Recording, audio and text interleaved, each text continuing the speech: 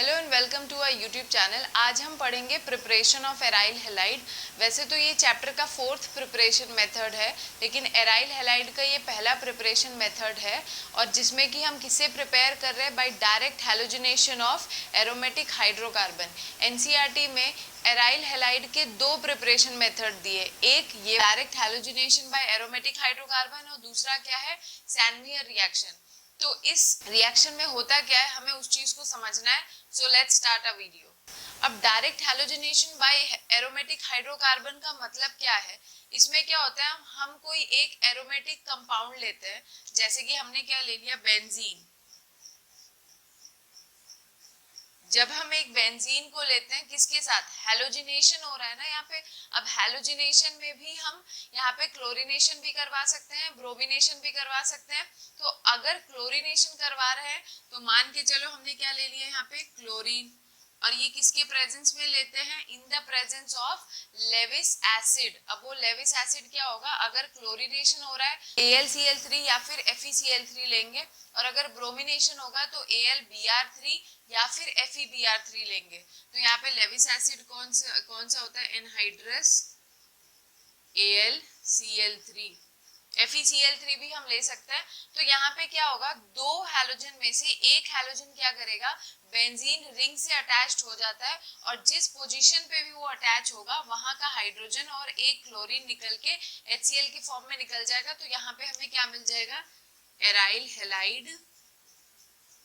यहाँ पे हमें क्या मिल रहा है, एराइल हैलाइड प्लस HCl। अब यहाँ पे सबसे पहला पॉइंट हमें ये समझना है कि ये रिएक्शन किस चीज को फॉलो करता है, कौन से मैकेनिज्म के थ्रू होता है। तो ये रिएक्शन किसको फॉलो करता है, electrophilic substitution reaction. It follows electrophilic substitution reaction. तो इलेक्ट्रोफिलिक सब्स्टिट्यूशन रिएक्शन कहने का ये मतलब है कि यहाँ पे कोई इलेक्ट्रोफाइल भी तो होगा, तभी तो ये इलेक्ट्रोफिलिक सब्स्टिट्यूशन रिएक्शन कर रहा है। तो हमें ये समझना है कि यहाँ पे जो इलेक्ट्रोफाइल होता है वो कौन होता है, जो भी आप हैलोजन ले रहे हो वो ही क्या बनता है, इलेक्ट्रोफाइल। अब इसका मतलब यहाँ पे हमारा Cl प्लस जनरेट होगा, जो कि किसकी तरह बिहेव करेगा, एज अ इलेक्ट्रोफाइल। लेकिन हमें तो पता है कि जो हैलोजेंस होते हैं उनका नेचर क्या होता है कि वो अपने ऊपर नेगेटिव चार्ज को रखते हैं, ना कि पॉजिटिव चार्ज को। ऐसा ये कैसे हो सकता है कि ये हैलोजन होने के बावजूद भी यहाँ पे ये Cl प्लस के फॉर्म में जनरेट होता है। तो उसे हम यहाँ के मैकेनिज्म के फर्स्ट पॉइंट से समझेंगे। सबसे पहला पॉइंट मैकेनिज्म का क्या है, formation of complex. Formation of complex.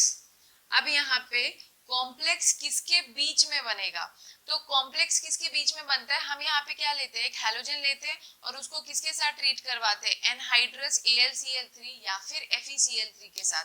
तो जैसे कि हमें पता है, मैंने पिछले वीडियो में बताया था कि जो इलेक्ट्रोफाइल होता है वो भी तीन तरीके के हो सकते हैं, न्यूट्रल मॉलिक्यूल, फिर दूसरा था लेविस एसिड और तीसरा क्या था, मेटल आयन। तो ये जो Cl2 होते हैं या जो Cl प्लस जनरेट हुआ है ये न्यूट्रल मॉलिक्यूल से जनरेट होता है। और बिकॉज ये न्यूट्रल मॉलिक्यूल से जनरेट हुआ है तो ये खुद ब खुद नहीं होगा, इसे हम किसी ना किसी के थ्रू ही जनरेट करवाते हैं। तो यहाँ पे वो काम कौन करता है, एनहाइड्रस AlCl3। बिकॉज ये क्या है, ये कौन होते हैं, लेविस एसिड। इनकी टेंडेंसी क्या होती है कि ये इलेक्ट्रॉन को एक्सेप्ट करते हैं। तो यहाँ पे होगा क्या, क्लोरीन जब प्रेजेंट होगा, AlCl3 का स्ट्रक्चर कैसा होगा, एल्यूमिनियम, और उसके तीनों साइड क्या होगा, क्लोरीन। अब अगर हम देखें तो एल्यूमिनियम का सिर्फ और सिर्फ कितना है, आउटर मोस्ट में 6 इलेक्ट्रॉन, उसे क्या है, 2 इलेक्ट्रॉन की कमी है। तो वो अपनी डेफिशिएंसी के लिए क्या करता है, इस क्लोरीन से इलेक्ट्रॉन लेता है। तो इनके बीच में कॉम्प्लेक्स का फॉर्मेशन होता है, जो यहाँ पे पहला पॉइंट लिखा था, फॉर्मेशन ऑफ कॉम्प्लेक्स। तो फॉर्मेशन ऑफ कॉम्प्लेक्स किसके बीच में होता है, हैलोजन और जो भी हम कैटलिस्ट लेते हैं लेविस एसिड, उसके बीच में होता है। तो यहाँ पे क्या हो गया है, यहाँ पे क्या होगा, Cl साथ में क्या होगा एल्यूमिनियम, और एल्यूमिनियम के 3 क्लोरीन उससे जुड़े होंगे। यहाँ पे इस क्लोरीन के ऊपर प्लस चार्ज आ जाएगा बिकॉज इसने एल्यूमिनियम को इलेक्ट्रॉन दिया है, और बाकी इस क्लोरीन के साथ इसके इलेक्ट्रॉन्स प्रेजेंट है।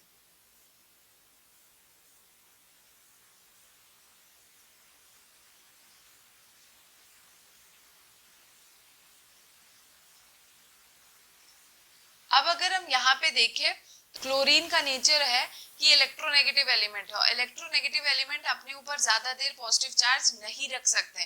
तो ये क्या करेगा, यहाँ पे यहाँ से इलेक्ट्रॉन अपनी तरफ खींचेगा, और यहाँ पे ये क्या होगा AlCl4 माइनस के फॉर्म में निकलेगा, और साथ में क्या जनरेट हो गया है Cl प्लस। तो यहाँ पे हमने क्या किया, इलेक्ट्रोफाइल को जनरेट करवा दिया है by forming a complex between halogen and Lewis acid.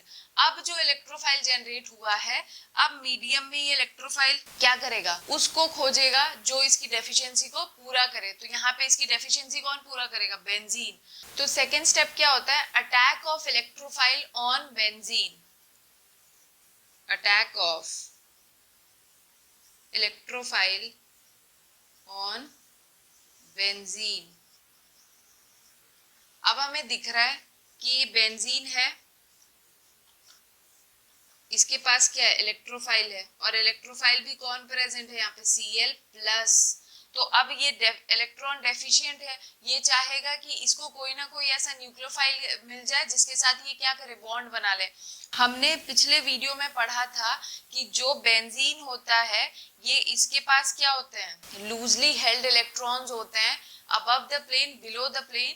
तो वो इजीली अपने इलेक्ट्रॉन को क्या कर सकता है, डोनेट कर सकता है as comparison to sigma bond. Because यहाँ पे क्या है, इसके पास कितने 6 पाई इलेक्ट्रॉन्स है। अब जब ये अपना एक इलेक्ट्रॉन, अब ये अपना इलेक्ट्रॉन इसको देगा, तो यहाँ पे क्या होगा, बेंजीन और इस इलेक्ट्रोफाइल के बीच में बॉन्ड फॉर्मेशन होगा। इन दोनों कार्बन में से किसी एक ने अपना बॉन्ड क्या किया है, इसको ट्रांसफर किया है, तो किसी एक कार्बन के साथ क्या होगा, क्लोरीन जाके लग जाएगा, और ये इसका खुद का हाइड्रोजन, और दूसरे वाले के ऊपर तो क्या हो जाएगा, पॉजिटिव चार्ज क्रिएट हो जाएगा। अब अगर यहाँ पे हम एक पॉइंट देखें, तो हमें क्या समझना है कि जब इलेक्ट्रोफाइल अटैक नहीं करता है, तो बेंजीन के पास क्या होता है, 6 फुल्ली डीलोकलाइज्ड पाई इलेक्ट्रॉन्स होते हैं। इसके पास क्या होता है, 6 फुल्ली डीलोकलाइज्ड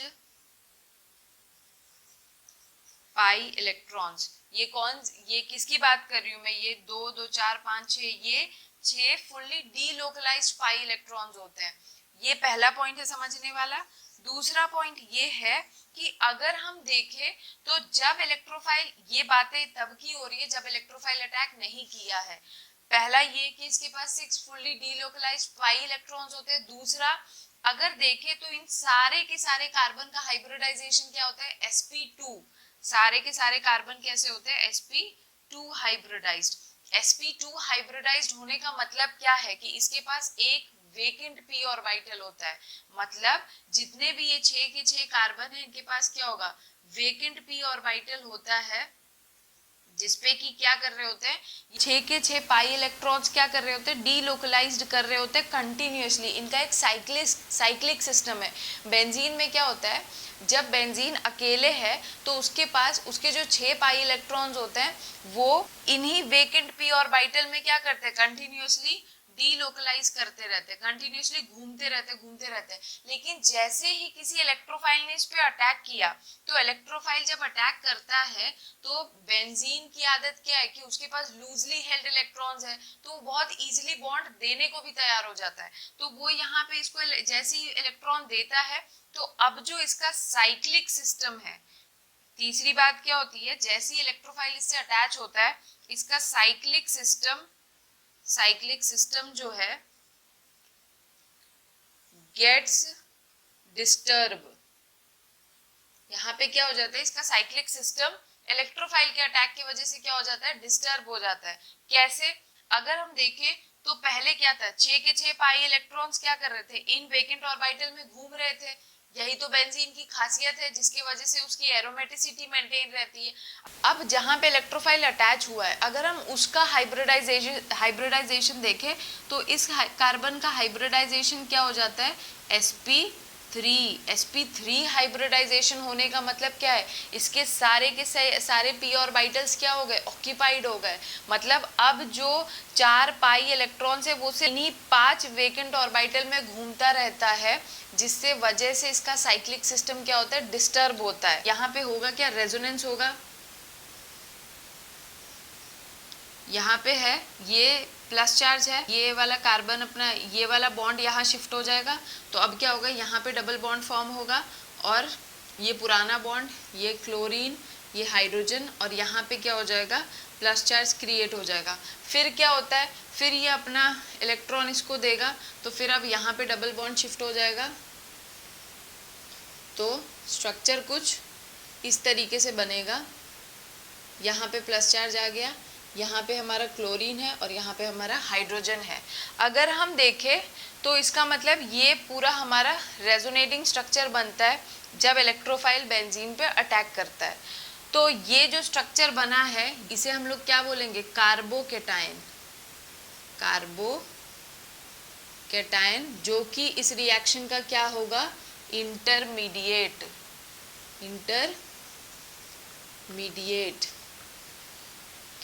इतनी बात बताने का पर्पस यहाँ ये था कि जो सबसे लास्ट स्टेप होता है वो होता क्या है, loss of proton. Last step क्या होता है, लॉस ऑफ प्रोटॉन। तो अब ऐसा क्यों होता है कि प्रोटॉन अपने इलेक्ट्रॉन को लूज करता है, तो रीजन ही इसका यहाँ पे ये है कि जो इलेक्ट्रोफाइल था, जब इलेक्ट्रोफाइल ने बेंजीन पे अटैक किया था तो इलेक्ट्रोफाइल ने क्या किया था, उसके 6 इलेक्ट्रॉन्स में से 2 इलेक्ट्रॉन क्या किया था, ले लिया था। अब 2 इलेक्ट्रॉन ले लिया है तो उसकी वजह से उसका साइक्लिक सिस्टम क्या हो गया था, डिस्टर्ब हो गया था, उसकी एरोमेटिसिटी पे असर पड़ रहा था। तो उसी चीज को मेंटेन करने के लिए क्या होता है, हाइड्रोजन जो है, ये जो हाइड्रोजन है, इस स्ट्रक्चर को मैं यहाँ बना देती हूँ।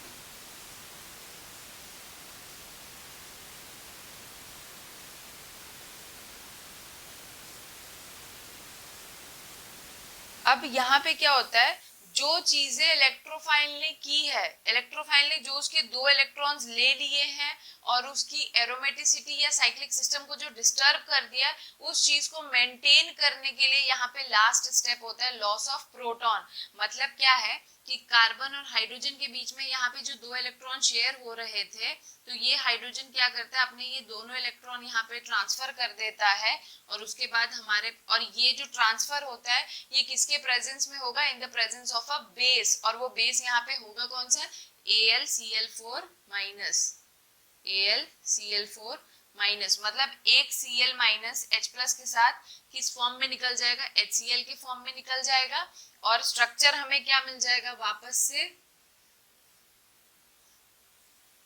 हमें कुछ ऐसा स्ट्रक्चर मिल जाएगा with chlorine plus HCl plus क्या मिल जाएगा, AlCl3, हमें कैटलिस्ट मिल गया है।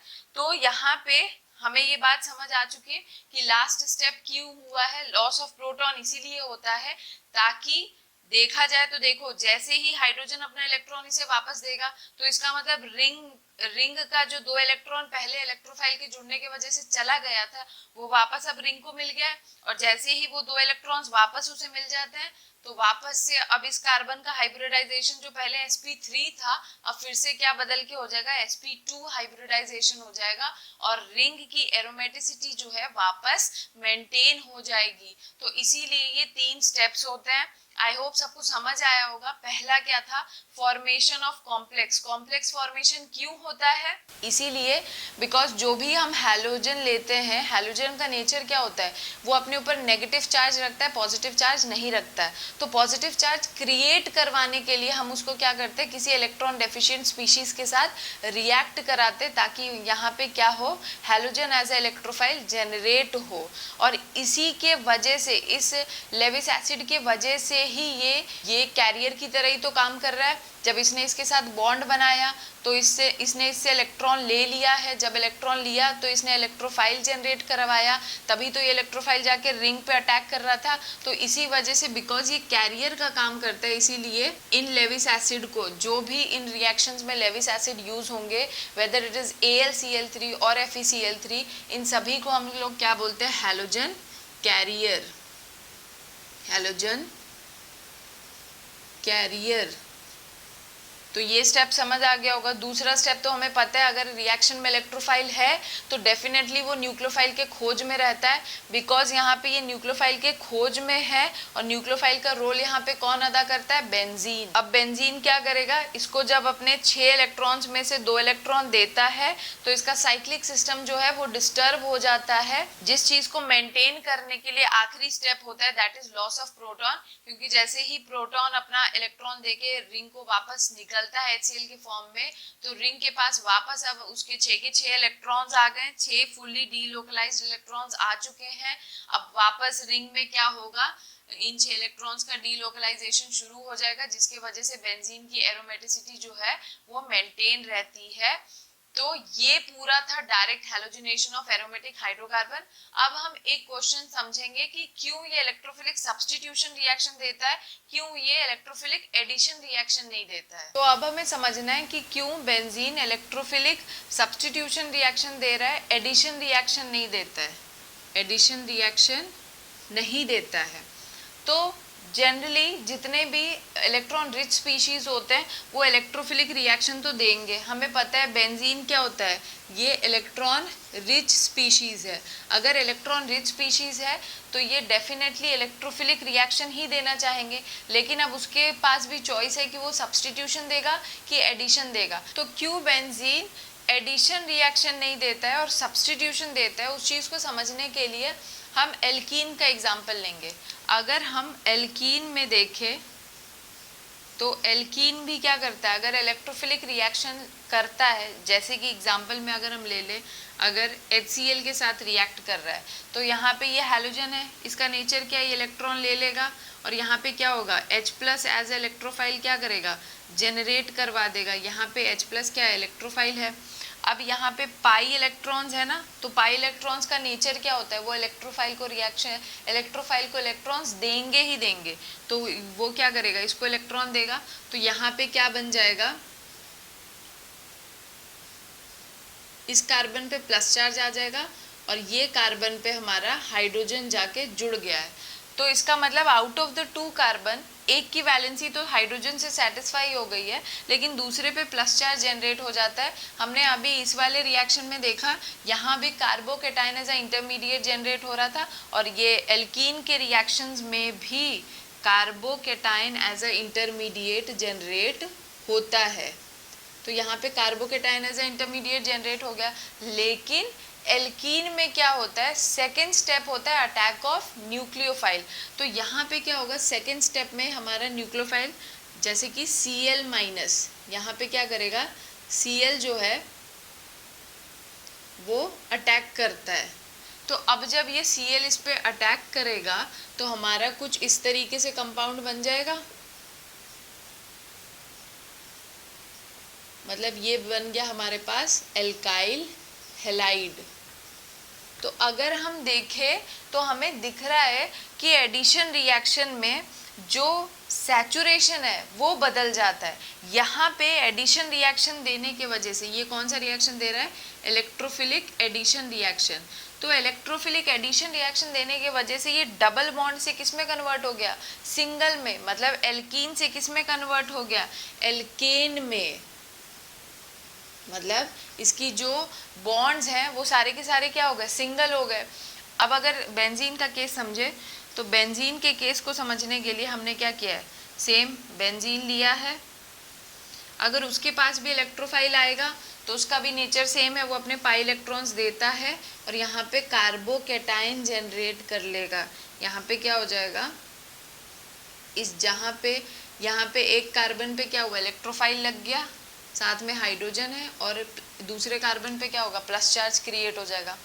अब अगर हम सेम एडिशन रिएक्शन की तरह करें, सेकेंड स्टेप में न्यूक्लियोफाइल अटैक करवा दे, तो अगर मान लो न्यूक्लियोफाइल A माइनस है, अगर ये अटैक कर जाएगा तो हमारा प्रोडक्ट कुछ इस तरीके से बनेगा।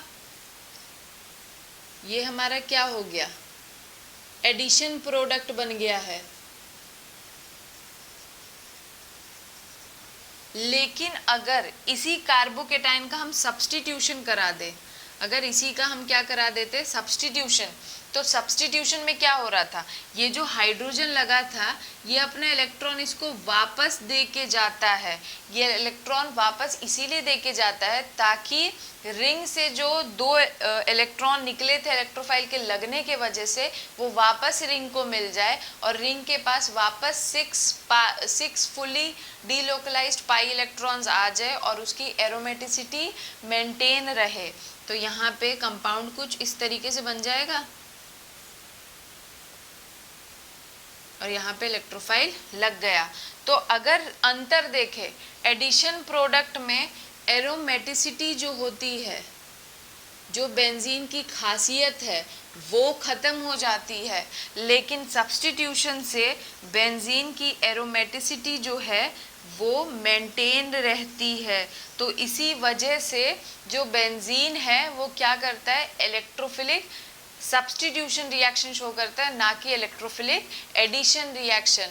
और बाकी एल्कीन्स वगैरह है वो इलेक्ट्रोफिलिक एडिशन रिएक्शन शो करेंगे, जो कि मैंने पिछले वीडियो में ये समझा दिया था। ये हमारा फुल मैकेनिज्म था direct halogenation of aromatic hydrocarbon का। अगर आपको कोई भी क्वेश्चन हो इस वीडियो से रिलेटेड तो आप कमेंट सेक्शन में पूछ सकते हैं। एंड अगर आपको मेरा वीडियो अच्छा लगे तो please like, share, comment and subscribe. Thank you.